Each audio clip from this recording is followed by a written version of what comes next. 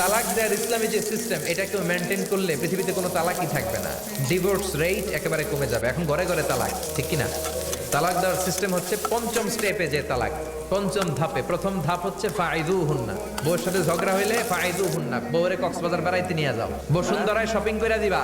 ইসলাম প্রথমে বলছে ফাইদু হুন্না, ওয়াজ করেন, বুঝান, ঘুরতে নিয়ে যান, শাড়ি কিনে দেন। এতেও যদি লাভ না হয় ওয়াহজুরু হুন্না ফিল মাদাজে, বিছানা আলাদা করেন, বউ থাকবে এক ঘরে, আপনি থাকবেন আরেক ঘরে। হয়তো এই বিচ্ছেদের কারণে ভুল বুঝাবুঝি ভেঙে যাবে, এতেও কাজ হয় না। তারপরে আল্লাহ বললেন ওয়াজরিবু হুন্না, এবার একটু শাসন করেন। অনেকে এটার অর্থ করে বউরে পিটাও না, পিটানো না। বিশ্বনবী কোনোদিন বউয়ের গায়ে হাত দেয় নাই, ঠিক কিনা?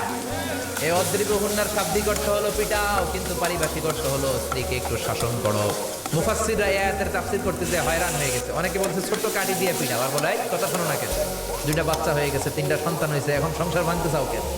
অনেক মুফাসসির বলে মেসওয়াক দিয়ে বাড়ি মারো আস্তে আস্তে।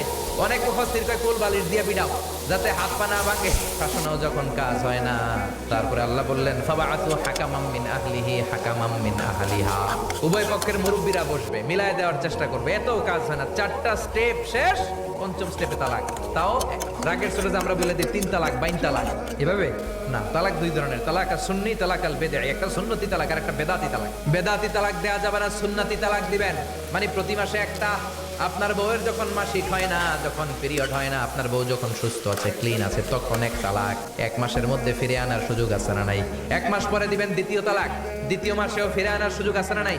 ঘরে রাখবেন, হয়তো বিবিরে দেখে আপনার মনে ভালোবাসা জমবে, বিবির মন নরম হয়ে যাবে, বিবিকে ফিরে আনা যাবে।